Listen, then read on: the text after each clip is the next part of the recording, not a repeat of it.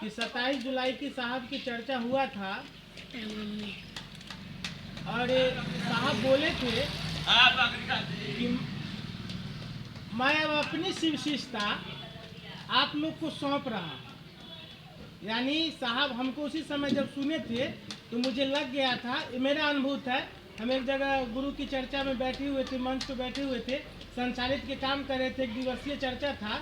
जब उस चर्चा में गुरु भाई बोले, उस चर्चा में गुरु भाई बताए कि साहब ऐसे बोले हैं कि जब मैं अपनी शिवशिष्टता आप लोग के कंधे दे रहा हूँ तो मेरा मन उस समय पूरा रोआ शरीर का काटे काट हो गया और मुझे ऐसा लगा कि अब साहब शरीर में नहीं रहेंगे, अभी भी मेरा देह हाथ सिहर रहा है। यानी ऐसा मेरे मन में बहुत दर्द पैदा हो गया, मेरा मन बहुत घबराने लगा और मन में बड़ी दर्द हुई। ये बात सुन के बड़ी आवाज आया, आंखों में लगा कि पूरे आंख में आंसू आ गया, रोना आ गया अंदर से। यानी बात को सुन के कि साहब बोले हैं कि मैं अब अपनी शिवशिष्टता आप लोग को सौंप रहा हूँ। बहुत दर्द हुआ, यानी सुन के ऐसा लगा कि मेरा कोई चीज अपना जीवन से छूट रहा है, यानी कोई मेरा आदमी खो रहा है, ऐसा मुझे दर्द हुआ। मैं इसी बात को याद दिला रहा हूँ कि हर एक शिव शिष्य, जो लोग भगवान शिव को गुरु बनाए हैं, शिष्य बने हैं, सब लोग की जवाबदेही है महादेव गुरु के काम करना, महादेव की चेला देना, शिष्य बनाना,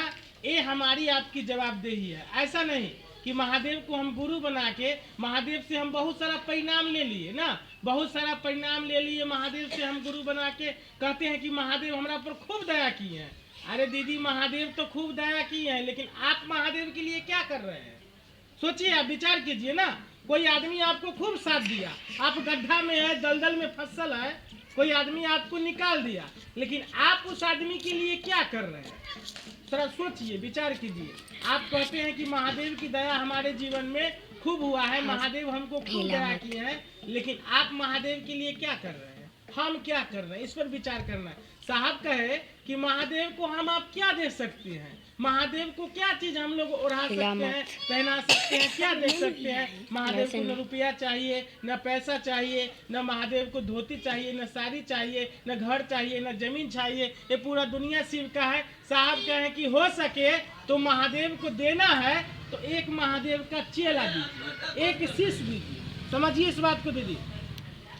हम और आप चर्चा स्थल की परिधि में कभी भी बैठे तो मन को अस्थिर करके बैठिए, इसीलिए कि चर्चा स्थल में, हर चर्चा में गुरु शिव होते हैं, साहब दीदी होते हैं, जहाँ उनकी बातें होता है, उनके नियम से गुरु की चर्चा होता है, उस चर्चा में हमारे साहब दीदी स्वयं विराजमान होते हैं। अब बताइए, घर से चले हैं आप लोग तो कितने आदमी महादेव को लेके चले हैं? जरा हमको बताइए, हाथ उठाइए तो।